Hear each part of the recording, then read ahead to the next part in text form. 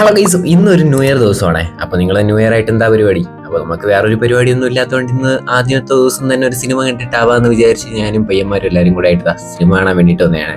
അപ്പോൾ മാർക്കോയാണ് കാണാനായിട്ട് വന്നത്. ടിക്കറ്റ് കൊടുത്ത് നേരെ തിയേറ്ററിന്റെ അകത്തോട്ട് 11 മണിക്കാണ് ഷോ. ഫുള്ള് വയലൻസ് പടമാണ്. അപ്പൊ മാർക്ക് കണ്ടവരുണ്ടെങ്കിൽ ഒന്ന് കമന്റ് ചെയ്തേക്കേട്ടാ. ഞാൻ തിരുവനന്തപുരത്തേക്കൊന്ന് വിളിക്കാം.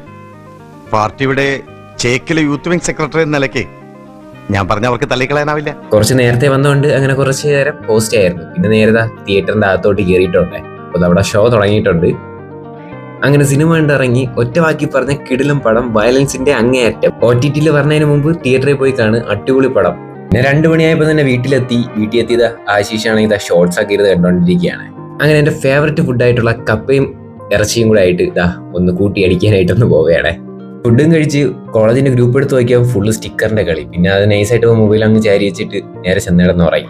അങ്ങനെ വൈകുന്നേരം ആയപ്പോൾ തന്നെ അമ്മയാണെങ്കിൽ ഇലയപ്പം ഉണ്ടാക്കി വെച്ചിട്ടുണ്ടായിരുന്നേ. അപ്പോൾ അതിനെ ഒന്ന് കഴിക്കാന്ന് വിചാരിച്ചു. അങ്ങനെ കുറച്ചെടുത്ത് കഴിക്കാൻ വേണ്ടിയിട്ട് വന്നേക്കാണ്. ഇങ്ങനെ ഇത് കഴിച്ചിട്ടുള്ളവർ ഒന്ന് കമന്റ് ചെയ്തേക്കേ.